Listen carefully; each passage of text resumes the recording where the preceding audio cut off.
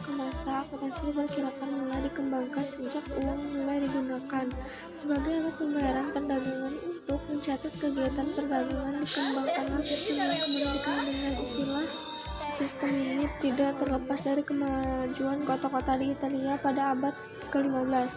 Pada abad ke-15, perhitungan rugi laba telah dilakukan para pedagang kota keuangan di Italia dengan cara menghitung harta yang ada pada keuntungan. Hal ini juga terjadi di kota-kota lain di Italia seperti Florencia dan Venesia pada tahun 1494.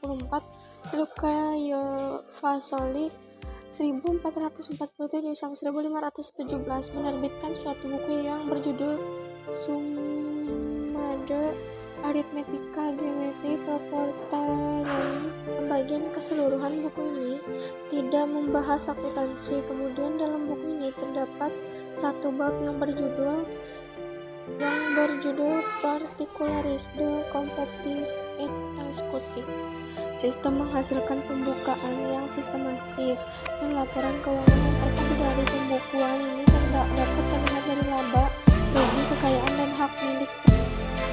Sistem pencatatan akuntansi. Sistem menghasilkan pembukaan yang sistematis dan laporan keuangan yang terpadu. Dari pembukaan ini dapat terlihat dari laba, rugi, kekayaan, hak pemilik perusahaan. Pada masa kolonialisme di Eropa, peran akuntansi makin penting. Melalui akuntansi terjadi pencatatan dan pemberian informasi kepada para victor atau pemberian modal sehingga dapat memiliki investasi yang paling menguntungkan. Investor dan investasi. Melalui akuntansi pula investor dapat mengawasi investasinya dan mengembangkan modalnya. Kemajuan akuntansi. Kemajuan penggunaan akuntansi makin nyata setelah pada tahun 1673 Perancis mengharuskan setiap perusahaan di negaranya untuk membuat neraca perdagangan paling tidak sekali dalam 2 tahun. Pada abad ke-18 dimulai renovasi industri di Eropa. Dampak terhadap akuntansi ini adalah kebutuhan akan biaya produksi sehingga tercipta akuntansi. Sebelum berkembangnya akuntansi. Tambahan poin utama. Sebelumnya telah ada akuntansi keuangan berupa daftar neraca dan laba rugi pada abad ke-19. Berkembang pula konsep pengusutan setelah sebelumnya pengusutan tidak dianggap sebagai biaya. Sejarah akuntansi di Indonesia tidak terlepas dari penjajahan Belanda. Pada masa penjajahan telah dilakukan praktik akuntansi diperkirakan sejak abad ke-18. Setelah ada praktik pembukaan dengan menerapkan sistem catatan berpasangan, Indonesia yang telah dijajah Belanda juga mengalami perubahan selama penjajahan Belanda. Indonesia menggunakan sistem kontinental. Istilah yang digunakan semuanya pembukuan atau tata buku, bukan akuntansi. Pengertian akuntansi lebih luas daripada pembukuan. Indonesia mulai beralih ke sistem akuntansi Anglo-Saxon sejak tahun 1980-an. Sistem ini semakin berkembang antara lain karena Bank Dunia yang menghendaki sistem penanaman modal asing, yang sebagian besar menggunakan sistem ini, dan sebagian besar akuntansi Indonesia adalah lulusan sekolah ekonomi Amerika Serikat sehingga menerapkan sesuai ilmu yang mereka peroleh. Saat ini akuntansi telah berkembang pesat dan mendapat perhatian khusus dari suatu bisnis baik lokal maupun global. Telah dapat pula berbagai universitas negeri swasta di Indonesia membuka bidang studi ekonomi dengan jurusan akuntansi. Wadah organisasi profesi akuntan di Indonesia adalah Ikatan Akuntansi Indonesia atau IAI yang dibentuk pada 23 Desember 1957. IAI menyusun sebuah prinsip akuntansi di Indonesia yang dikenal dengan nama Standar Akuntansi Keuangan atau SAK. Standar Akuntansi Keuangan atau STAP merupakan himpunan prinsip, prosedur, dan teknik akuntansi yang mengatur penyusunan laporan keuangan khususnya kepada pihak eksternal perusahaan seperti milik perusahaan, kreditor, dan investor.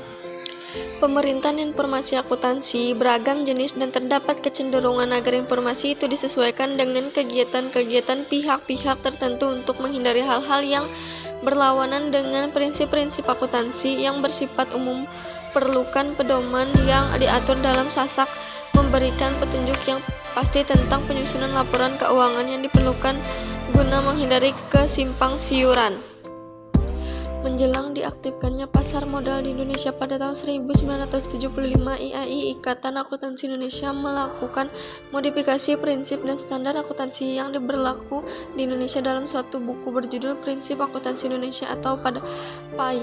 Pada tahun 1984, Komite PAI melakukan revisi secara mendasar PAI 1973 dan kemudian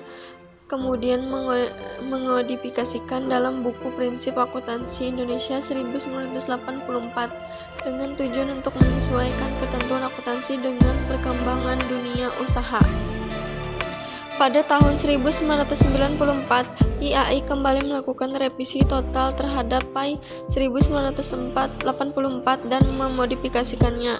Dalam buku Standar Akuntansi Keuangan per 1 Oktober 1994, sejak tahun 1994, IAI juga telah memutuskan untuk melakukan harmonisasi dengan standar akuntansi internasional dalam mengembangkan standarnya.